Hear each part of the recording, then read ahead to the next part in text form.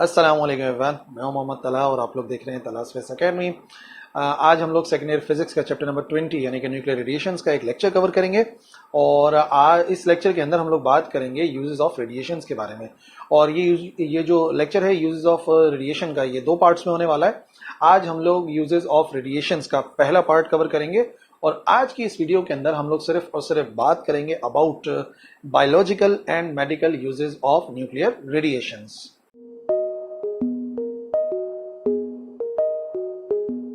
तो आज के लेक्चर को आप ऐसा समझ लें कि जो न्यूक्लियर रेडिएशन है वो बायोलॉजी या मेडिसिन के अंदर जो इस्तेमाल हो रही है तीन तरीकों से, उन तीन तरीकों को मैं आपको समझाने वाला हूं और इम्पोर्टेंट पॉइंट्स हम लोग डिस्कस करेंगे जो कि रीजनिंग क्वेश्चंस और जो एमसीक्यूज आते हैं उनके लिए इंपॉर्टेंट है। ठीक है ना। तो सबसे तीन यूजेस हैं न्यूक्लियर रेडिएशन के in the field of biology and medicine.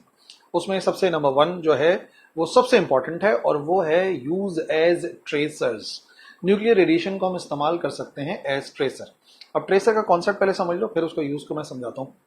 देखो, बेसिकली आप लोगों ने कुछ स्टैट्स के बारे में सुना होगा कि फॉर एग्जांपल आपने सुना होगा कैल्शियम के बारे में कि कैल्शियम कितना % बॉडी एब्जॉर्ब करती है, कितना नहीं करती है। या फिर आपने आयोडीन के बारे में सुना होगा कि हमारी बॉडी का कौन सा पार्ट आयोडीन को सबसे ज़्यादा एब्जॉर्ब करता है। फिर आपने शायद सुना हो कि जो ब्लड है उसके अंदर सोडियम की मिकदार, ये वो। तो ये सारी चीज़ें हमें कैसे पता लगती हैं भाई कि बॉडी के अंदर कौन सी चीज़ जाके बॉडी का कौन सा पार्ट उसे एब्जॉर्ब कर रहा है, ये हमें कैसे पता लगता है? देखो, ये हमें पता लगता है बाय ट्रेसिंग। हम क्या करते हैं बेसिकली, जो भी एक फूड है फॉर एग्जांपल जो हम अपनी बॉडी में ले रहे हैं, खा रहे हैं, उसके साथ हम लोग जो है ना उसी सब्सटेंस का एक रेडियो एक्टिव आइसोटोप का लिटिल अमाउंट शामिल कर देते हैं। और वो जो मॉलिक्यूल्स हम शामिल करते हैं उनको हम कहते हैं टैग्ड मॉलिक्यूल्स, क्योंकि समझ लो हमने उसके ऊपर टैगिंग लगा दी है। मिसाल के तौर पे मैं रोजाना कैल्शियम ले रहा हूँ, ठीक है ना, मुख्तलिफ फूड्स के जरिए। तो अगर उनमें जो है वो कोई रेडियो एक्टिव कैल्शियम भी शामिल कर दिया जाए तो जो रेडियो एक्टिव कैल्शियम का मॉलिक्यूल होगा ना वो टैग्ड मॉलिक्यूल कहलाएगा, क्योंकि हमने उसके ऊपर टैग लगा दिया। ठीक है ना, क्योंकि जितने भी रेडियो एक्टिव मॉलिक्यूल्स हैं, रेडियो एक्टिव सब्सटेंसेज हैं, वो टैग तो होते ही हैं, क्योंकि हम उनको सीधा सीधा आइडेंटिफाई कर सकते हैं। किस तरह से हम आइडेंटिफाई कर सकते हैं? Bye there radiation. ठीक है।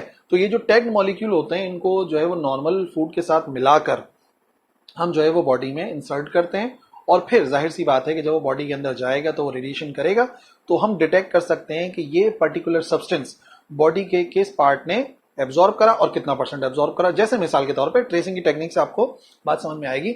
ऐसा समझ लो कि बल्कि मैं आपको एग्जांपल ही देता हूँ ना, कैल्शियम के बारे में।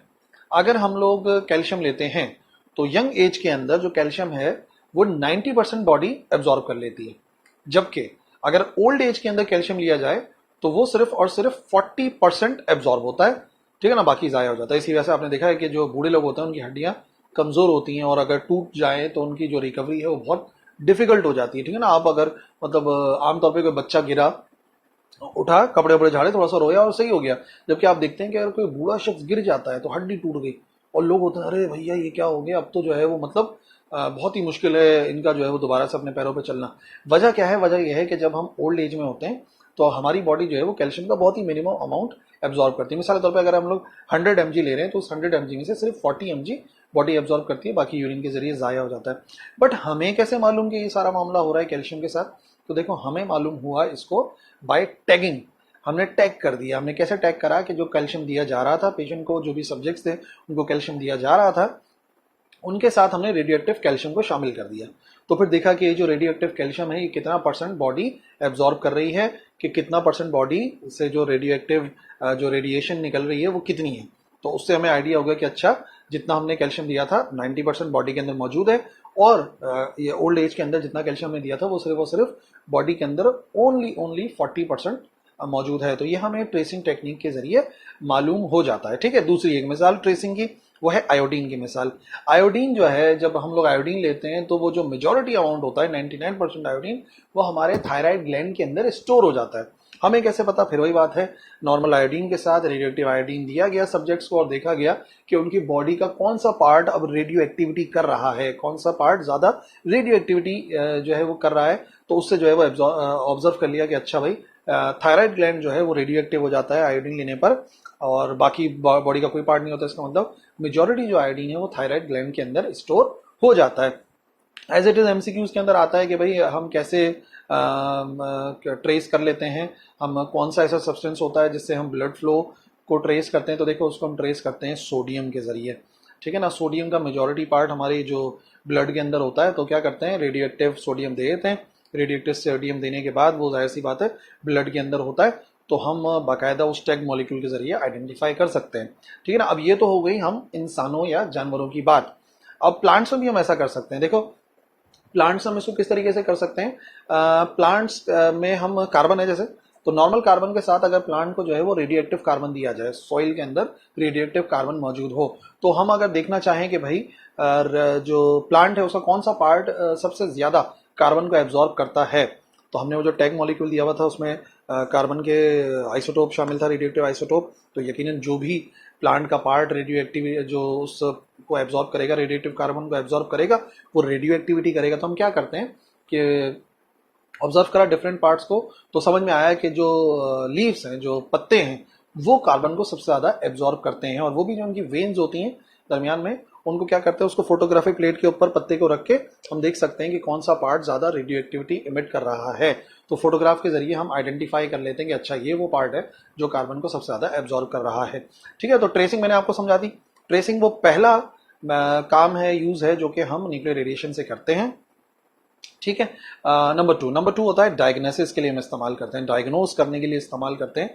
फॉर एग्जांपल एक्सरे की मिसाल ले लो। एक्सरे जो है, जो कि इलेक्ट्रोमैग्नेटिक वेव्स हैं, हाई फ्रीक्वेंसी इलेक्ट्रोमैग्नेटिक वेव्स हैं, उनकी खास बात यह है कि वो जो हमारे फ्लैशी पार्ट होता है ना, जो गोश्त वाला हिस्सा होता है, लेस डेंस पार्ट होता है, जिसकी डेंसिटी कम होती है, उससे वो आर पार चली जाती है, ठीक है। और जो हड्डियां हैं, जो कि हमारा जो है वो ऐसा पार्ट है जो कि ज्यादा डेंसिटी वाला है, तो उससे पास नहीं हो पाती, ठीक है ना। ये प्रॉपर्टी हो गई। अब इस प्रॉपर्टी को हम कैसे यूज करेंगे, फॉर एग्जांपल अगर ये मेरी बॉडी को ऑब्जर्व करना है कि कोई फ्रैक्चर है या नहीं है, कोई एनॉमली है कि नहीं है, तो क्या करेंगे, कोई रेडियो एक्टिव सोर्स होनी चाहिए, यानी कि एक्सरे। फॉर एग्जांपल एक्सरे से समझा रहा हूं मैं आपको। फिर सब्जेक्ट आ गया और पीछे जो है ना एक प्लेट लगा देते हैं, फोटोग्राफिक प्लेट। तो क्या होगा, जहां जहां से जो गोश्त वाला हिस्सा होगा वहां से रेडिएशन पास हो जाएगी। जब रेडिएशन पास हो जाएगी तो वो जो स्क्रीन है वो वहां से ब्लैक हो जाती है।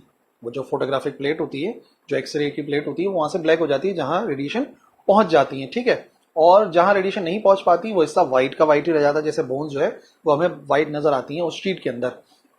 अब मिसाल के तौर पे थोड़ा सा कोई फ्रैक्चर है हमारी बॉडी के अंदर, तो एक्सरेज इतनी शॉर्ट वेवलेंथ वाली हैं कि वो हमारे उन फ्रैक्चर से भी पास हो जाती हैं। इसी वजह से जो फ्रैक्चर से पास हो जाती हैं, तो फ्रैक्चर हमें स्क्रीन के अंदर जो एक्सरे प्लेट होती है उसके अंदर हमें नजर आता है ब्लैक सा, और बोन्स व्हाइट सी नजर आती हैं। तो हम आइडेंटिफाई कर लेते हैं, हाँ भाई ये फ्रैक्चर है या ये एनॉमली है, कोई भी एबनॉर्मलिटी मौजूद है, तो वो हम एक्सरे के जरिए आइडेंटिफाई कर लेते हैं, ठीक है ना। तो दो यूज हो गया, एज अ ट्रेसर हो गया, और एक हो गया डायग्नोसिस के लिए, जो कि हम इस्तेमाल करते हैं एक्सरेज को। तीसरा बड़ा काम का मैं आपको बताऊं, वो है ट्रीटमेंट ऑफ कैंसर। इस बात में कोई शक नहीं है, मैं ऑलरेडी आपको समझा चुका हूं पिछली वीडियो के अंदर कि कैंसर का एक बहुत बड़ा जो रीजन है वो है nuclear radiations. Alpha beta gamma ये जो है वो आयनाइज करके जो मसल्स हैं उनको खराब करती हैं, और उसी को हम कैंसर कहते हैं, जो कि फैलता रहता है। लेकिन अगर बाकायदा हम जो है वो कैंसर के ऊपर एक खास अमाउंट में, खास डायरेक्शन से बम्बार्टमेंट करें इन्हीं रेडिएशंस की, अल्फा बीटा गामा की, तो हम कैंसर को ट्रीट भी कर सकते हैं। कैंसर को ट्रीट करने का वाहिद हल ये है कि जो सेल अब कैंसीरियस हो गए हैं, जो सेल अब खराब हो गए हैं, उनको हमें डिस्ट्रॉय करना है, और डिस्ट्रॉय करने के लिए अल्फा बीटा गामा को ही इस्तेमाल किया जाता है, ठीक है ना। तो ट्रीटमेंट ऑफ कैंसर ना दो तरीकों से होती है, उस बात को भी समझ लीजिए। एक कहलाती है एक्सटर्नल थेरेपी और एक कहलाती है इंटरनल थेरेपी।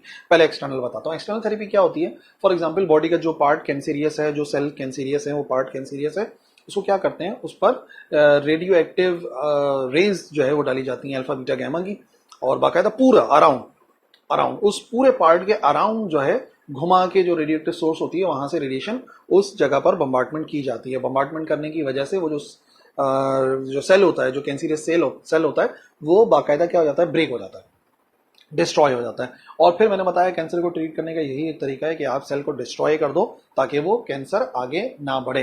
तो एक्सटर्नल थेरेपी के अंदर क्या होता है, बस जो है वो पेशेंट गया, उसको जो है वो फॉर एग्जांपल वो लेटा हुआ है, और तो जो सोर्स होती है, जो रेडिएटिव सोर्स होती है, वो बाकायदा 3D घूम के पूरा अराउंड घूम के उस पार्ट के ऊपर जहाँ पे कैंसर होता है उस पर बम्बार्टमेंट करती है, और इन दी एंड वो सेल जो है वो ख़त्म हो जाते हैं, डिस्ट्रॉय हो जाते हैं, तो फिर कैंसर आगे नहीं बढ़ पाता। जबकि जो इंटरनल थेरेपी ना, ये थोड़ा सा लॉन्ग प्रोसेस है। इंटरनल थेरेपी के अंदर क्या करते हैं, इंटरनल थेरेपी के अंदर शॉर्ट लाइफ जो रेडियो एक्टिव सब्सटेंस है उसको बॉडी के अंदर उस पार्ट में इंसर्ट कर दिया जाता है, ठीक है ना, बॉडी में उस पार्ट के अंदर इंसर्ट कर दिया जाता है, और वो बॉडी के अंदर रहते हुए रेडिएशन करता रहता है और उस पार्ट को ब्रेक करता है, ठीक है।